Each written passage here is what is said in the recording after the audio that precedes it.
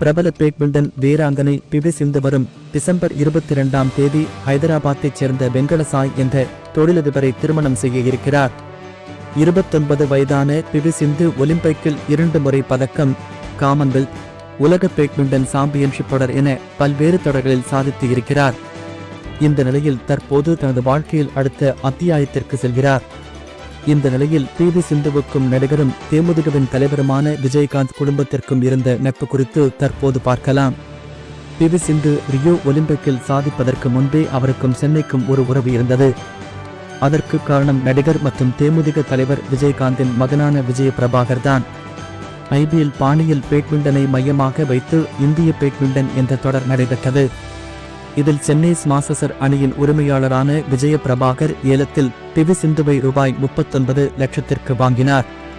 அதற்கு முன்பே பி.வி. சிந்துவின் ஒரு ஸ்பான்சர் ஆகஸ்ட் விஜய பிரபாகர் இருந்திருக்கிறார். இந்த நிகழ்வுக்கு பிறகு பி.வி. சிந்துவுக்கும் விஜயகாந்த் குடும்பத்திற்கும் நெருங்கிய நட்பு ஏற்பட்டிருக்கிறது. பி.வி. சிந்து ரியோ ஒலிம்பிக்கில் சாதிப்பதற்கு முன்பே அவருக்கும் சென்னைக்கும் ஒரு உறவு இருந்தது. அதற்கு காரணம் நடிகர் மற்றும் தேமுதிக தலைவர் விஜயகாந்தின் மகனான விஜய பிரபாகர் தான். ஐபிஎல் பாணியில் பேட்மிண்டனை மையமாக வைத்து இந்திய பேட்மிண்டன் என்ற தொடர் நடைபெற்றது. இதில் சென்னை மாஸ்டர்ஸ் அணியின் உரிமையாளரான விஜய பிரபாகர் ஏலத்தில் பி.வி. சிந்துவை ரூபாய் 39 லட்சத்திற்கு வாங்கினார். அதற்கு முன்பே பி.வி. சிந்துவின் ஒரு ஸ்பான்சர் ஆகஸ்ட் விஜய பிரபாகர் இருந்திருக்கிறார். இந்த நிகழ்வுக்கு பிறகு பி.வி. சிந்துவுக்கும் விஜயகாந்த் குடும்பத்திற்கும் நெருங்கிய நட்பு ஏற்பட்டிருக்கிறது. ஆனால் இதற்கு மறுப்பு தெரிவித்த விஜயகாந்தின் மகன் விஜய் பிரபாகரன், நானும் பி.வி. சிந்துவும் நல்ல நண்பர்கள்தான் என்று கூறியிருந்தார். நாளடைவில் இவர்களின் நட்பு என்ன ஆனது என தெரியவில்லை.